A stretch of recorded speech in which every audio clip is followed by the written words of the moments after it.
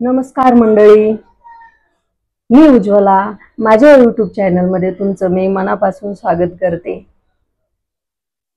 तर स्वामींच्या 11 गुरुवार संकल्पयुक्त कसे करायचे मी याबद्दल तुम्हाला माहिती सांगणार आहे. तर नक्की व्हिडिओ शेवटपर्यंत तुम्ही पहा, तेव्हा तुम्हाला सगळं काही समजून येईल. ही स्वामी सेवा जी आहे ती तुम्हाला महिन्याच्या पहिल्याच गुरुवारी सुरू करायची. म्हणजे तुम्हाला बरोबर 2-3 महिन्यापर्यंत त्याचं 11 गुरुवार हे व्यवस्थित पकडता येतात. पहिल्याच गुरुवारी तुम्हाला स्वामींचा संकल्प करून घ्यायचा आहे. त्यानंतर नियम आहेत. तर त्या नियमांमध्ये एक आहे की 3 महिने नॉनव्हेज अजिबात खायचं नाही. कारण स्वामी चरित्र पारायण तुम्ही करत असाल तर त्यावेळेस तुम्हाला खाता येणार नाही.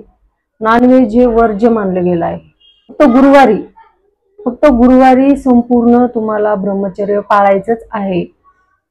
त्यानंतर तुम्हाला हे स्वामी चरित्र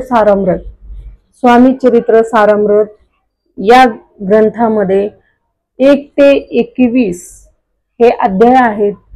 तर तुम्हाला प्रत्येक गुरुवारी हे 1 ते 21 अध्याय पूर्ण वाचून घ्यायचे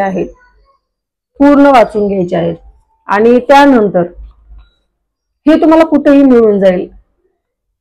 जिथे आळंदीमध्ये देवस्थानाचं जिथे ठिकाण आहे ना, तुम्हाला हे ग्रंथ मिळून जाईल. तर त्यानंतर तुम्हाला जर तुम्ही पारायण करत असाल स्वामी चरित्र सारामृताचं, तुम्ही गुरुवारी जर पारायण करत असाल तर प्रत्येकांचं कसं असतं की कोणी जॉबला जायचं असते, घाईघाईमध्ये असतं.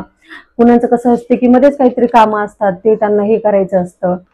तर त्यामध्ये ना त्यांना एका वेळेत 1 ते 21 अध्याय होत नाहीत.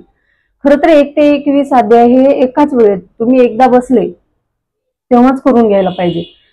आणि पारायण करते वेळेस तुम्ही जे आसनावर बसूनच तुम्ही पूर्ण पारायण करायला पाहिजे. तर तुम्ही बसूनच पारायण करून घ्यायचं आहे. प्रत्येक गुरुवारी 11 गुरुवार हे तुम्हाला 1 ते 21 अध्याय पूर्ण वाचायचे आहेत. तुम्ही एकदाच कंप्लीट करू शकता किंवा 2 वेळेसही तुम्ही कंप्लीट करू शकता. असं नाही एकदा तुम्ही बसले त्यात अर्धी तुम्ही घेऊ शकता किंवा नंतर दुसऱ्या टायमिंगला तुम्ही हे, पण एकाच दिवसात एका गुरुवारी हे तुम्हाला पूर्ण ग्रंथ वाचून घ्यायचा आहे. त्यानंतर तारक मंत्र आहे. तारक मंत्र तुम्हाला 11 वेळा म्हणायचा आहे. पूर्ण तारक मंत्र जो आहे 1 वेळा पूर्ण पठण करायचं, परत तो तारक मंत्र पूर्ण 1 वेळा पठण करायचं. म्हणजे असं 11 वेळा तुम्हाला पूर्ण तारक मंत्र पूर्ण वाचायचा आहे, पठण करायचं आहे. त्यानंतर आहे 11 माळी जप. 11 माळी जप तुम्हाला म्हणजे हे पहा, माळ अशी ही पूर्ण माळ आहे आणि यामध्ये तुम्हाला 11 माळी जप करायचा आहे.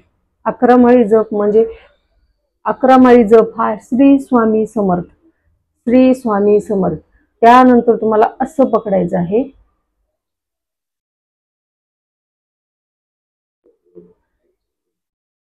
ह्या बोटाने पकडून असं तुम्हाला हे करायचं. श्री स्वामी समर्थ, श्री स्वामी समर्थ, श्री स्वामी समर्थ, श्री स्वामी समर्थ अशी एक माळ ही पूर्ण म्हणायची आहे. त्यानंतर अशाच 11 वेळा माळी श्री स्वामी समर्थ जप तुम्हाला करायचा आहे. तर असं हे 11 गुरुवारचं व्रत आहे. तर तुम्ही पूर्ण स्वामी संकल्पयुक्त गुरुवार आहेत. 11 गुरुवारचं तुम्हाला मी हे महत्व दिलेलं आहे. तर तुम्ही हे जे आहे 11 गुरुवारचं संकल्पयुक्त स्वामी सेवा जी आहे तो तुम्ही पूर्ण करू शकता. धन्यवाद. आज जर व्हिडिओ तुम्हाला आवडला असेल तर लाईक, शेअर आणि सबस्क्राईब नक्की करा आणि कमेंट बॉक्स स्वामी समर्थ असा टाईप मेसेज करा. थँक्यू.